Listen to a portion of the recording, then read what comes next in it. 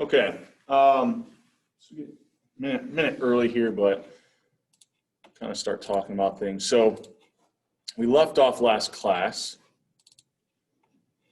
not with the seating chart, but talking about how to do some of these things in Excel. So one thing that I noticed was in these slides, and I believe when I showed you how to do it in Excel, I gave you the correct formula, but this STD was an old abbreviation.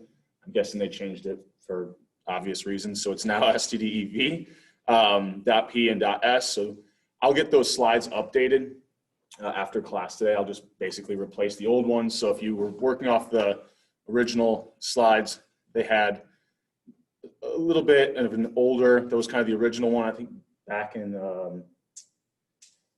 don't know, Microsoft something, before they kind of updated the last update. And so now this will be the one that we use, okay?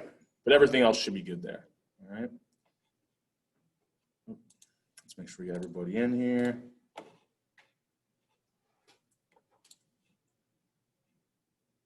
There we go. All right. So we talked about means, we talked about variances. The next thing that we're going to do is, you guys in class. So everyone on Zoom can see it, but you guys can't. So we talked about how we calculate means, but what we didn't do is talk about how you do things like, what if I don't have the original data, right? So let's say I'm given some data, right? And we'll look at something like this here in just a second, which is income data, but the income data is only presented to you in different age groups, right? So they tell you the average income of people from 20 to 30, the average income of people from 30 to 40, so on and so forth. But there's a different number of people in each one of those age categories, right? So if we look at income, maybe the number of people having any income in between 10 and 20 years old, right? There aren't near as many people in that age category who have income as there is from 30 to 40, right?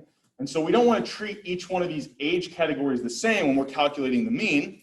And that's why if we don't have what we call group data, we're going to have to do something called calculate a weighted mean, right? And the weights there, kind of in my example, would be the number of people in each one of those age categories. Now, it'd be great if I had the original data and I could see every single observation was just one person. Then I could go ahead, calculate the mean like we were talking about before, and everything would be fine. But sometimes, right, we have something like another example. Like let's say I gave you the average fast food sales for all McDonald's establishments, and then I said Jim's Burger Shack here, but let's say I gave you the average income of Berkey's. Well, then someone says, okay, I want to know what the average like sales or of these fast food places are overall. Well, I'm not just going to take the value I see for McDonald's, add it to the value I see for Berkey's, and divide it by 2, because there's way more McDonald's, right? Even within the Muncie area, there's more McDonald's than there are Berkey's, and so we want to weight their average fast food sales a little bit more. So what we're going to do to find that weighted mean is add up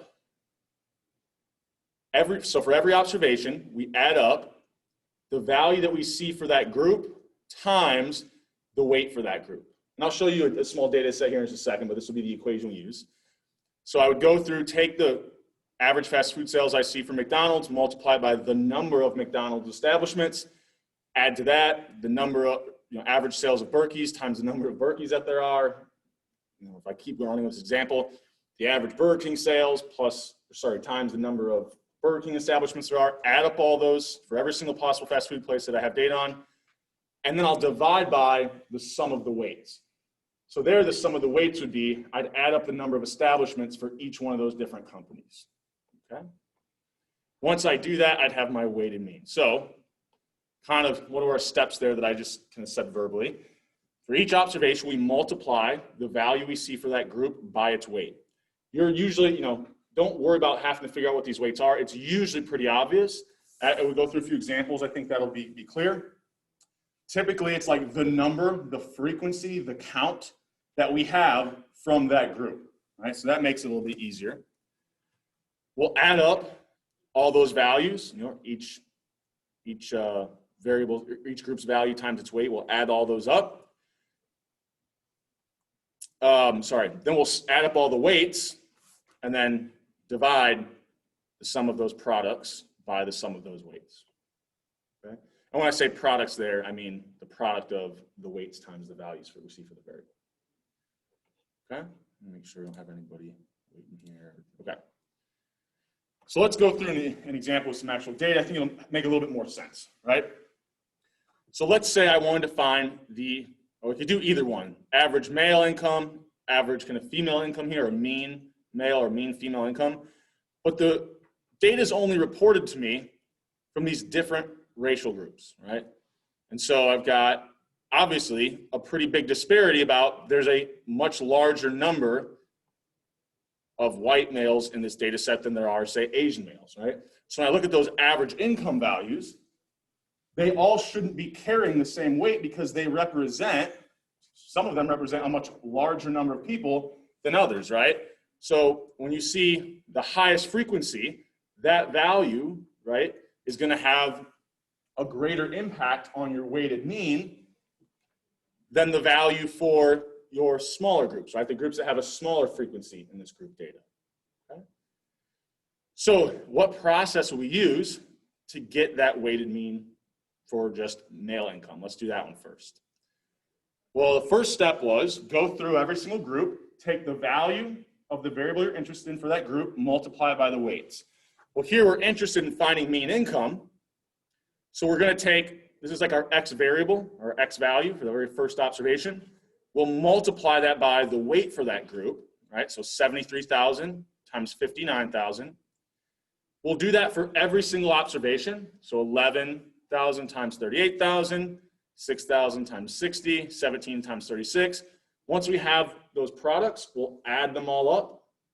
Once we add them all up, that's our numerator. We then still need to divide by the sum of our weights. Well, the weights we were using here was just the number in each group. I actually already added those up for you. So if you didn't see this 108,000 or you didn't calculate this ahead of time, this is the sum of the weights, and the sum of the weights is just adding these four values up.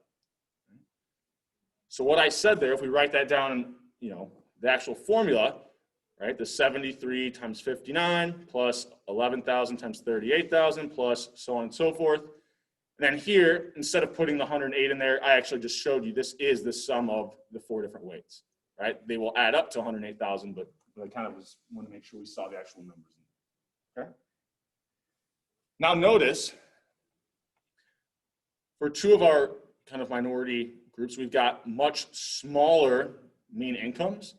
And so they don't have as great of an influence on that weighted mean. They don't pull that weighted mean down as much because when we were multiplying it by the weight was smaller. But the value kind of our largest group, impacted that weighted mean quite a bit. If you just add these numbers up and divide by 4, we can actually see. Let me do this real quick for you. So let's take these values. I'm going to paste them in Excel. I'm going to blow this up so you can actually see what I'm doing. So let's say I just found the mean the way I usually do.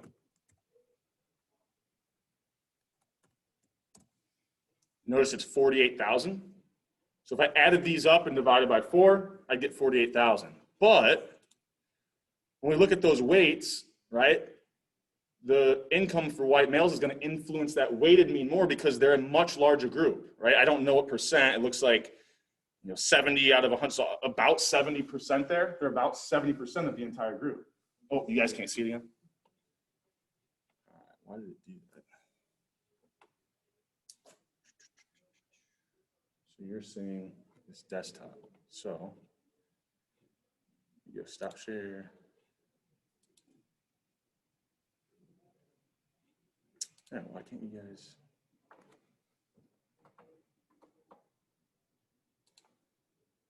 See if that fixes it.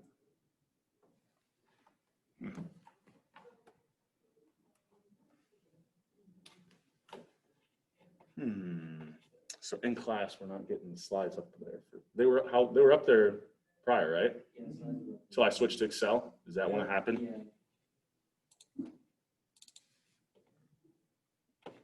All right. let's see if I switch to this, if we can get that to.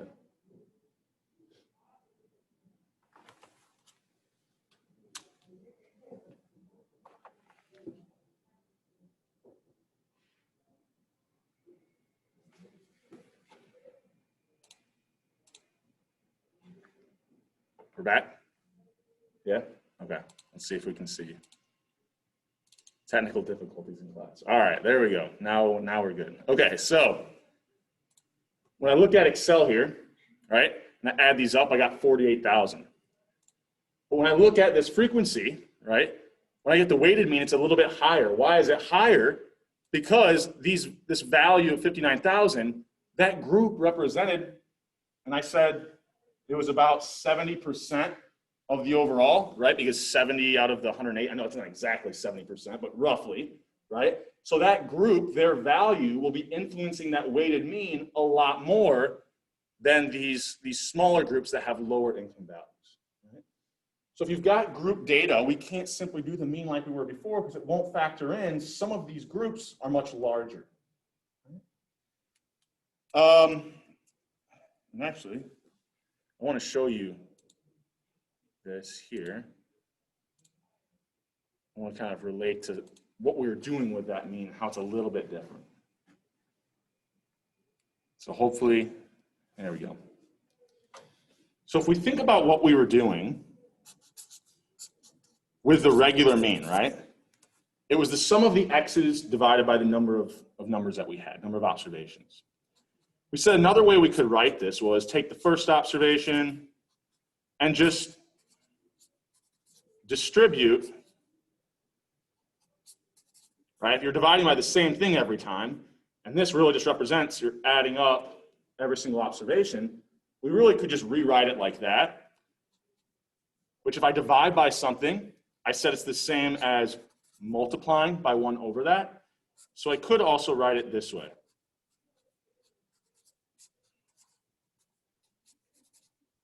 And here I'm using a data set of 3 observations just to make it easy, right? We could have all the way to n if we really wanted.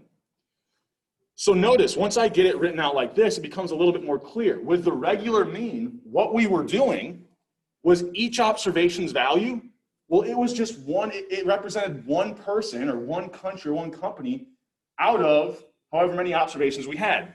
So there we really were calculating a weighted mean. It's just that every single group had a weight of 1 over n, right? Or you can almost think of a weight of just 1, right? And then we would divide by n. When we're doing the weighted mean, I always kind of first start out saying it the way that I originally did, which is we take the sum of the weights times x, divide the sum of the weights. But if you picked up on when I was saying why did the white category have a much larger impact on the weighted mean, was because they were about 70% of the data. Well, if I look at this, I could rewrite this as W1 X1 over the sum of the weights plus W2 X2 over the sum of the weights, so on and so forth, which notice what this really is take the weight of the first category divided by the total number of people that were in the original data set that you can't see, right? In that original data set that had every single person's income, but every single person was one observation, we had 108,000 there. So the sum of these weights really represents the total number of observations in that original data set that we couldn't see that was put into group data, and then all we have is the group data. So if we kind of write it out like this, it might become a little bit more clear. What we're really doing is, before, every observation was 1 over n, right? That was the percent of the data. But with group data, the group's value will not just be 1 over kind of n, right? The sum of this weights, this would actually be n. It'll be whatever the weight is for that group over n. So you can almost think about it. If I had, say, an example where I had a portfolio, maybe I'm interested in like the return of a portfolio. So I've got now stock 1, stock 2, your mutual funds, whatever we want here. Maybe this one returns 5%. This one returns what do I want to do? Let's do 50%. What's my average return? Well, I can't do that until I know how much money did I put into both stocks. I know the return, but if I put $1 into this stock and 100 into this one, well, then my weighted return is going to be a lot closer to that 5%. So if I did something like $10 here, $90 here, I could use this formula, take the weight for that first group times the return, so 5%, plus how much I invested, or the weight in that second stock times its return, divide by, here was my weights. So the sum of the weights was this. Or I could think about this as, what percent of my portfolio was invested in stock one? Well, it was actually 10 out of 100. And what percent was invested in stock two? 90 out of 100. And then just multiply the percent, or the relative, the proportion of my money invested in stock one by its return, plus the proportion of my money invested in stock two times its return. Right? Both these will give us the same answer. It's really just rearranging the equation. So whatever way is easiest for you to think about, I personally think just the procedure of this one's a little easier. But kind of if it's easier for you to envision like what the proportions are, that's fine. They're really just two different ways of finding the same thing. Okay? Any questions on that before we keep moving? Let's see if there's anything in the chat. Okay. So no questions? All right. So let's go back here. And I think I'm going to have to switch this over in class. Share screen. Awesome. Okay. I hit the wrong thing. I want.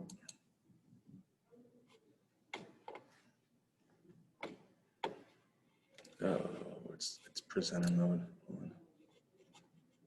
Sorry, I clicked the box, so there we go. Now it looks good in Zoom. Okay. So we've got the average meal income. We talked about that one. If you wanted to on your own, you could do the same process and find the weighted mean for female income as well. You have different weights and you have different values now, so you'll end up, with a different amount. But that might be some good practice if you just want another, make sure that you're understanding how to calculate these weighted means. You've got a value there to make sure that you can get to that value. All right. If you're having any trouble with that, kind of let me know. But we'll work through a few more examples here as well. Okay. So just kind of a general question. If I look at a data set like this, which region, we were listening earlier, which region is going to influence the weighted mean if I'm calculating the mean income now, but instead of having group data by race, now I just have group data by region of the country. Which region will have the greatest influence on that weighted mean? Should be the region where the data represents the highest number of people. So if I look at these, that region would be the South, right? Whichever group, right, has that highest weight or highest frequency, they're a higher proportion of the overall data, just like when we did that stock thing. If I have 90% of my money invested in one stock, that's the return that's going to greatly influence that weighted mean return for my portfolio. Here, when I'm trying to find the weighted mean for income, whichever group is the largest is going to influence it the most. So that 35,000 will influence that mean the most if I try to come up with it for regions. Okay? And I've got the values here, right? We could reproduce these. All I have to do for each observation, take the weight times the value for that group, plus the weight of the next group times its value, plus the weight of the next group times its value, plus the weight of that next group times its value. And then once I add those up, I divide by the sum of my weights here, which I conveniently already found here was 110,000. That way I didn't have to kind of write that all out maybe in my calculator. I found that ahead of time. I already know the sum of the weights here, that's my denominator. And then to find the numerator, I had to do that process of multiplying each group's weight by its value and then adding them all up. Okay? So if we do that, we could, once again, you could use the race group data to practice. You could use this region group data to kind of practice, make sure you come up with those weighted mean incomes. But what I wanted to get across here was the groups that are larger, those will be the values that influence the mean the most. Okay? All right, so if we can do a weighted mean, hopefully we're feeling like a little comfortable with that. The weighted variance is going to be a little bit more tricky, right? If we can find a mean, we can also find the variance, right? We've now got the measure of central tendency, but how much does that group data, how much variation exists in it, okay? Well, we can do a very similar thing, right? This looks identical to what we were doing before, right? In terms of what we were doing with the variance equation before, but now in that numerator, it's not just the deviation squared. When you find that deviation squared, you'll need to multiply it by whatever the weight of that group is, okay? And if I look at the denominator here, it's got capital N. Remember I said the sum of those weights really represents whatever the N was in the original data, right? So I could replace N here with the sum of the weights if I wanted to. Both would be synonymous, okay? So I'll show you an example of this. We'll kind of walk through, but this is the equation we're going to use. It looks just like the equation we had for the variance before, but we've got that weight there now in that numerator. Okay, so I've got this whole kind of slide worked out. I just went back and used that original data that was grouped by race. So a little story about how I got this data. This is like real data. I forget exactly what year it is. But you can pull income data from the U.S. Census, through the U.S. Census website.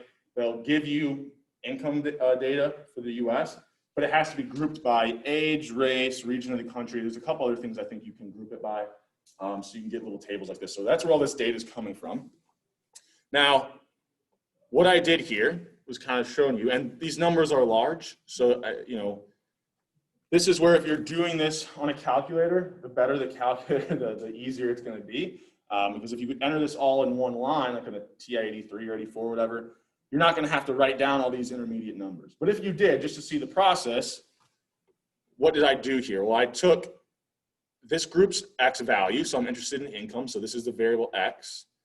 I subtracted the mean, so I go back, the mean we had was 53,000. Once I subtracted that mean, I squared that value, so 59,000 minus about 53,000 squared times the weight for that group, which was 73,000. Write that number down. It's really big, right?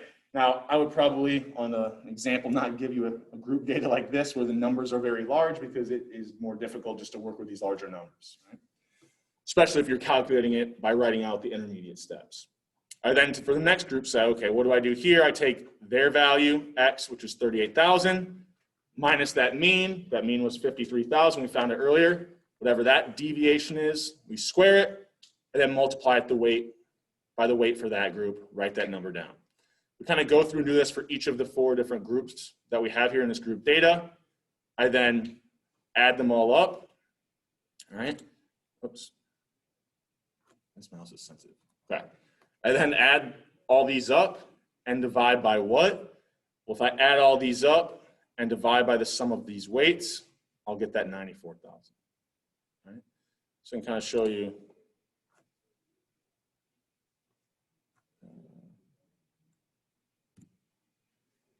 Didn't change anything. Okay, good. So let's say I take this. I take this data. Go to copy, go back to Excel,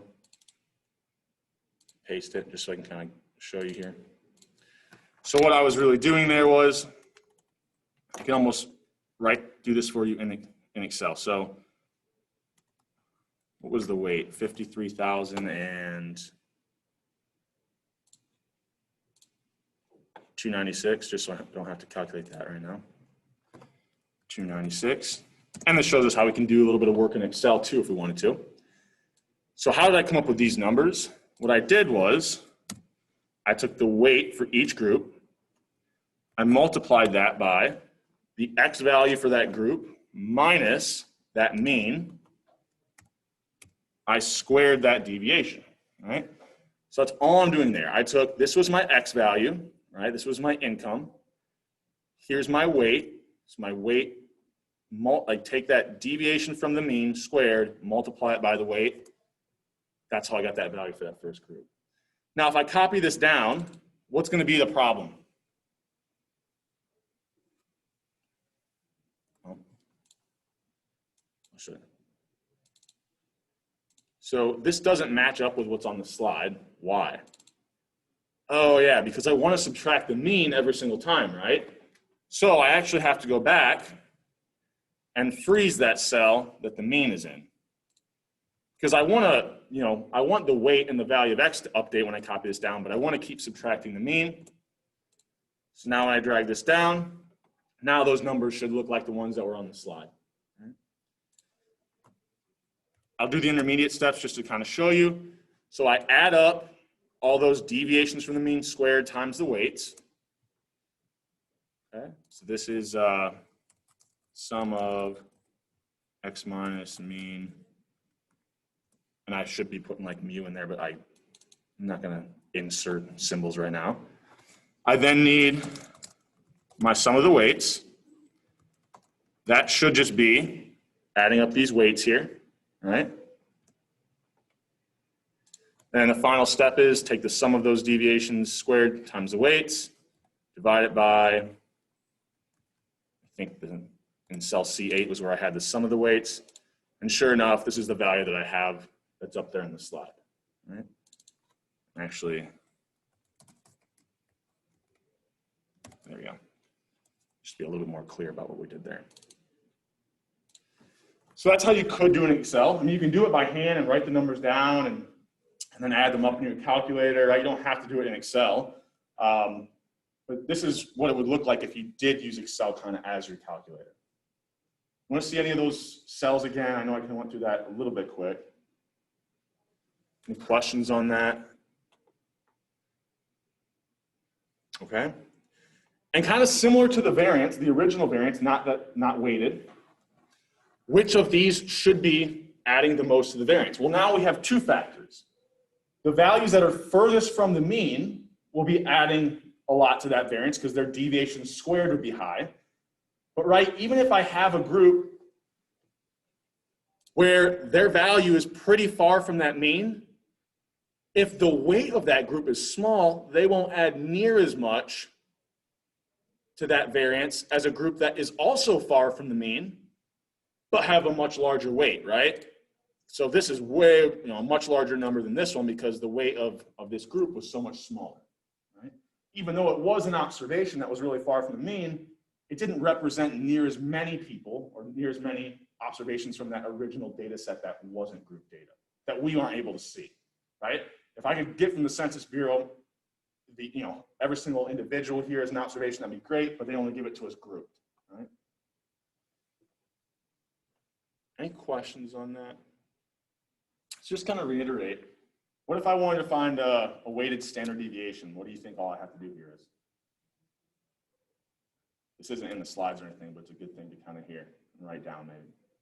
So if I have a weighted variance, before, if I wanted to go from a variance to a standard deviation, I said I'm just scaling it. How did I scale it?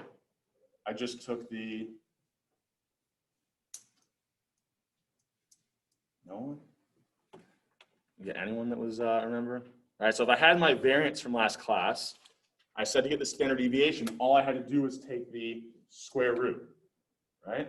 That's the only additional step to get the standard deviation. So, similar here, if I have the weighted variance, how would I get the weighted standard deviation? I just take the square root. The same thing applies. Like I said, I don't even think that's in the slides, but it's because the properties from the previous variance, the variance and standard deviation is the exact same thing. If I have a weighted variance to get to a weighted standard deviation, I just take the square root. Okay, so I'd have one more step there. All right. Any questions on that before we keep moving?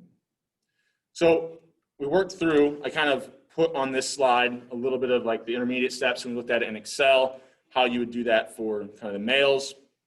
If you really wanted to, we could do this for other things as well. So if you wanted to go back and calculate it for the female income as well, you could use the same process and try to replicate that number. All right, so I put these numbers in the slides. If you want some additional work, you can kind of try to make sure you're able to solve and find them, okay? But we won't go through them together. Now, I will say, just to point out though, notice this variance is quite a bit lower, but if we look at these values, right, they look like they're a little bit closer together, right? Even if we just look at the range, 24 to 39,000, so we've got about 16,000 as our range here. Here the range goes from 36 to 60, so we're talking about a range of 26,000. So even with the range here, we can see that there's more variation in the male income data, if we look at kind of across races, but female income, kind of a lot less variation, but it's also lower, which is not good, right? So this kind of shows our kind of racial and gender disparities potentially in income, just by looking at the group data, okay? All right. So if I kind of look at the region of the country data, I could do a similar thing there. I could find my weighted variances. And once again, these, notice, are much, much closer. These values are much, much closer together. And so if I look at the variances from that data that was grouped by race, I'm at what, 94 and 15 million here for my variance. Whoops.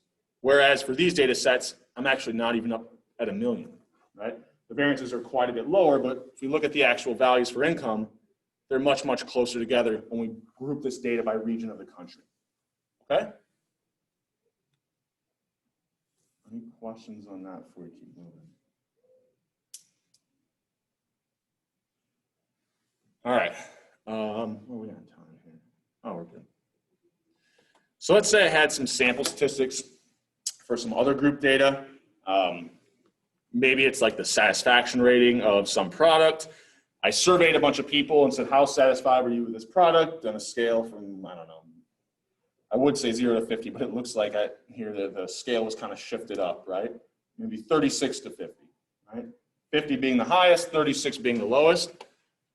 I then only see the data grouped like this. I know there's 4 people who responded with a satisfaction ranking of either 36, 37, or 38. I know there's 15 people who responded with a rating of 39, 40, or 41, right? But the actual responses are kind of put into these groups. So it's a little different than what we had before, because now if I'm interested in what's the mean satisfaction rating for this product, well, what value do I use? Before, I had the actual average income for each region of the country or each racial group, right? I had one number. Here, I've got a range of numbers.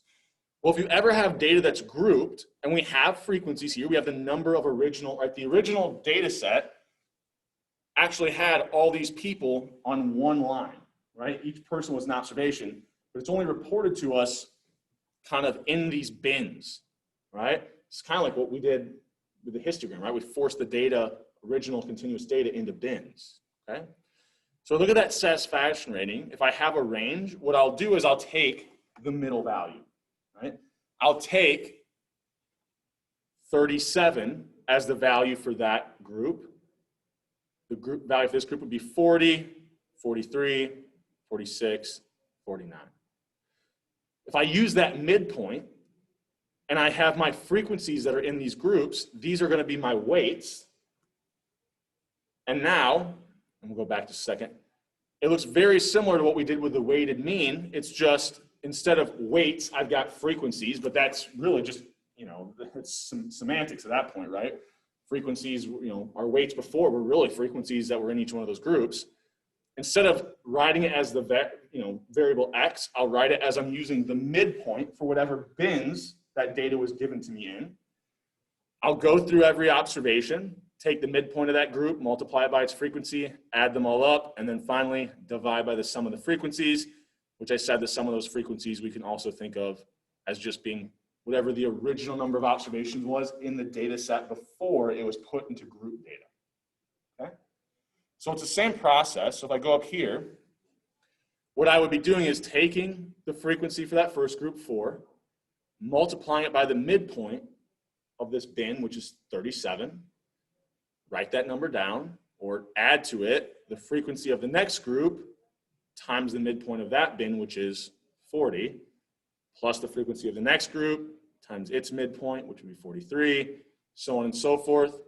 Once I add those all up, the final step is divide by the sum of these frequencies. Right? So I'd add these all up, and that would be my denominator. So it's just like what we were doing with the weighted mean. It's just instead of, our weights are frequencies, and the value for the variable we're interested in, well, we're interested in the satisfaction rating, we had to use the midpoints because we weren't given a single value, we were given kind of this range of values. Okay? So if I look at this, if you had to guess around where the mean would be, what would your guess be? Yeah. Huh? 25?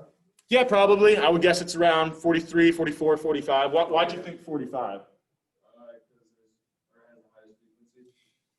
Yeah, so 45 doesn't actually have the highest frequency, right?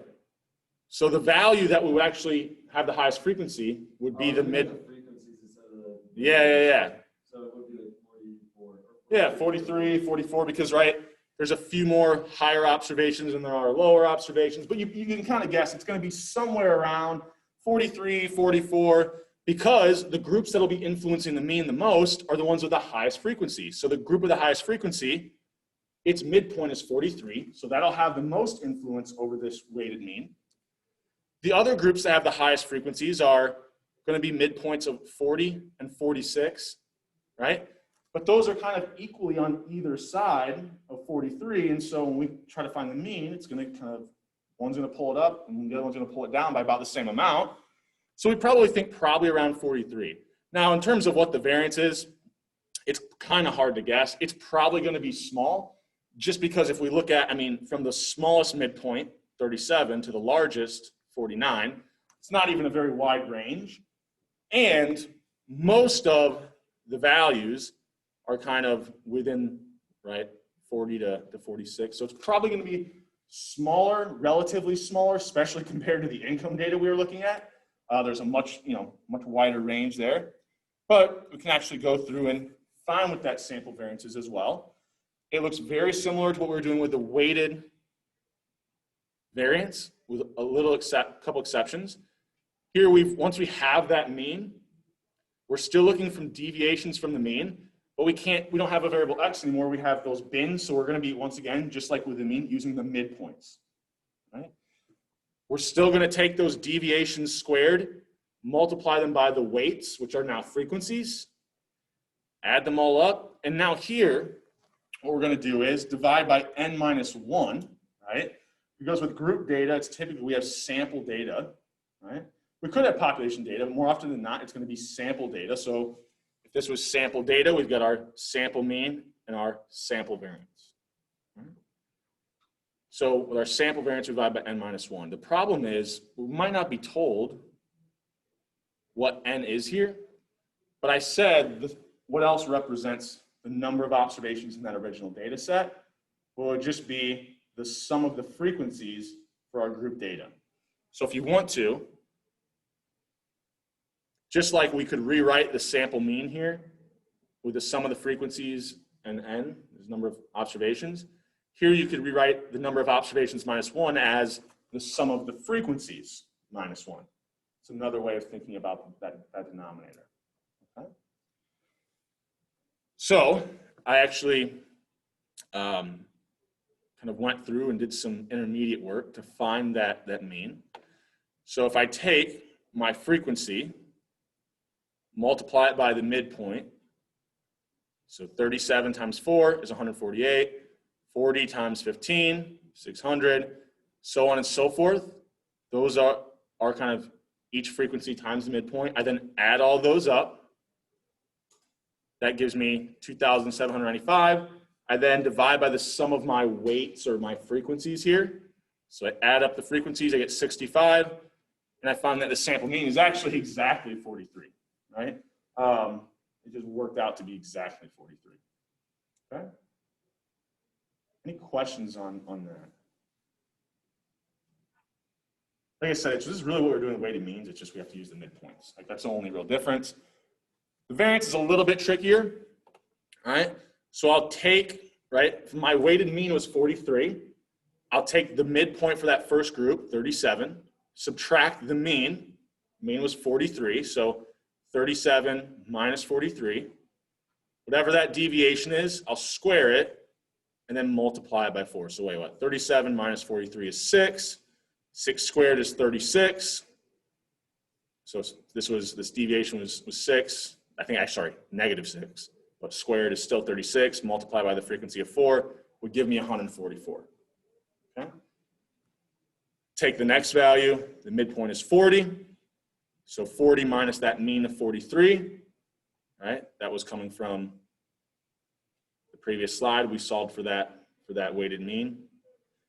So 40 minus 43 is negative 3. Squared is 9 times 15 would give me 135.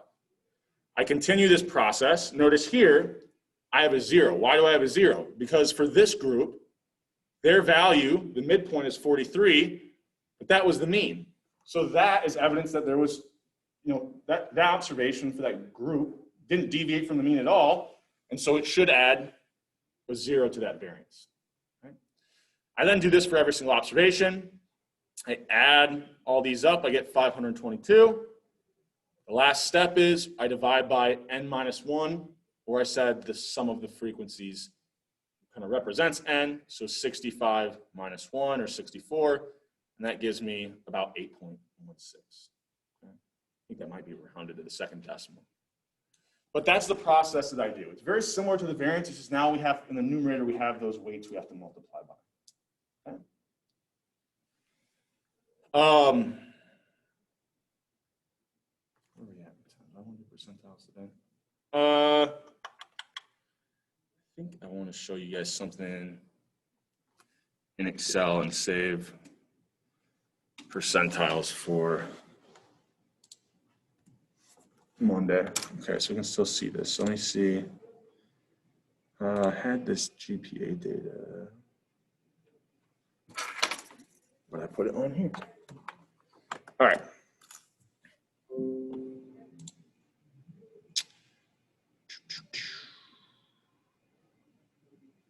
There you go. So I pulled this morning just to kind of, another way of kind of looking at this. So with these weighted means, I want to kind of show you something, kind of a property of them, why they're useful, even though we started out with group data, okay? So let's say I have this data set and it's got college GPA in it, right? It's got a bunch of other stuff. We'll actually use this data set a few times throughout the semester, but it's got college GPA of, oh, cancel. And how would we check this? Control shift, about 4,000 individuals, right?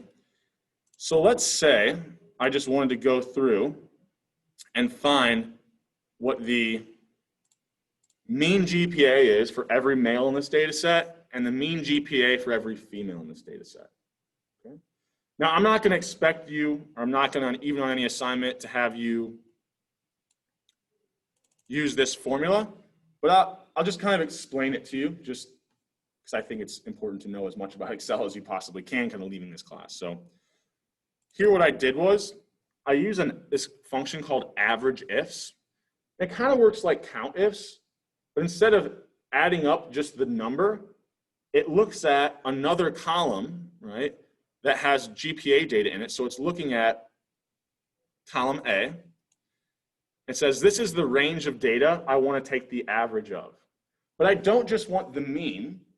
I want the mean only if, I only want to take the mean of the observations, find their mean GPA, if this variable, right, for the second thing is your criteria range, if this variable, which represents whether or not the person's female, 1 if they are, 0 if not, I only want to take the average of the observations where that female variable is equal to 1.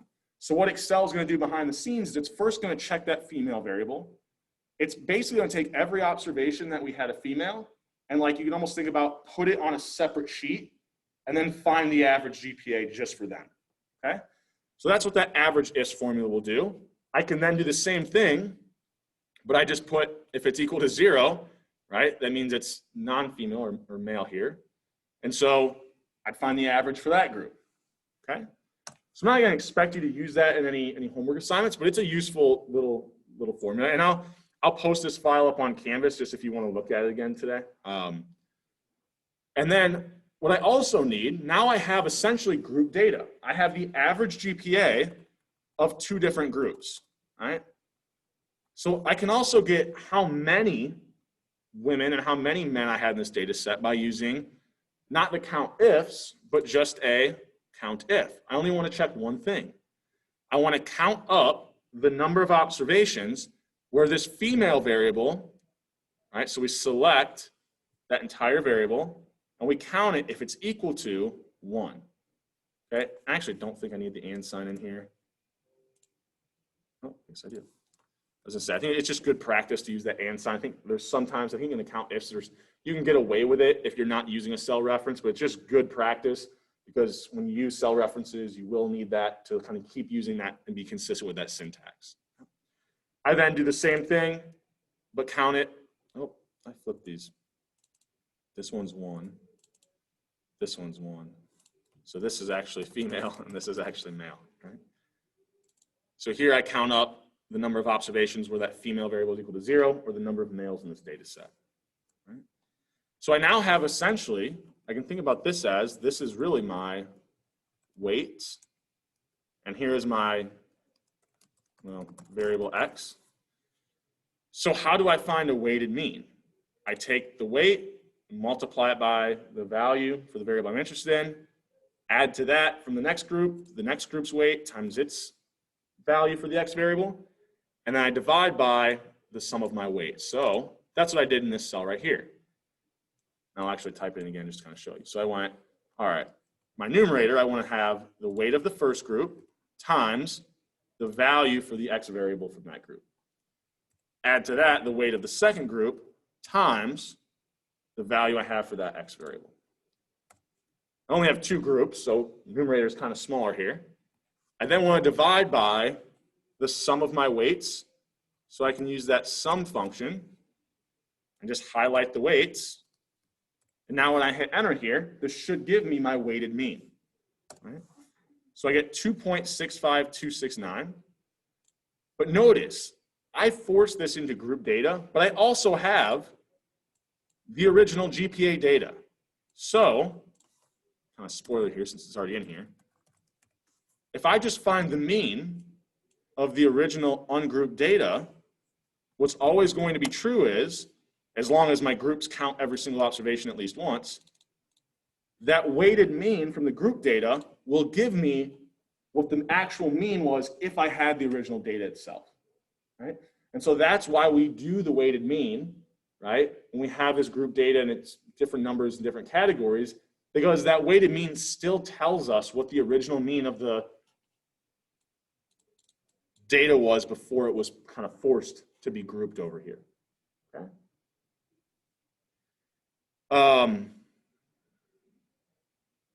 Yeah, so I was going to kind of walk through that in Excel. Really should kind of be it for today. Your Connect and Excel homework, once again, I know the due date's a ways out. I believe it's the 14th and 16th, if I'm remembering this off the top of my head. But really start working on those, especially the Excel one, so you can kind of get that out of the way, because we will start kind of working on new material. And so as long as this stuff is kind of fresh in your mind, it's best to start answering questions on those homeworks that relate to what we're going over right now, okay? Other than that, we'll finish up Monday on kind of descriptive or kind of our general descriptive statistics. We'll then kind of start, I think, Wednesday pushing into some probability stuff, which is a little bit tricky. So I'll probably get a Learn Smart posted on Monday as well. You don't have to worry about it for right now, but next week we'll probably get that Chapter 4 Learn Smart up there as well. All right. There's no more questions. I will see you guys on Monday. Remember, next week, Group 2 will be meeting on Monday and Friday, and Group 1 will only be meeting Wednesday. So I'll replace the seating chart to kind of, and just change the names of, not the groups, but the days you'll meet for next week, so that you'll be able to check it there as well. Okay? All right. Have a good weekend.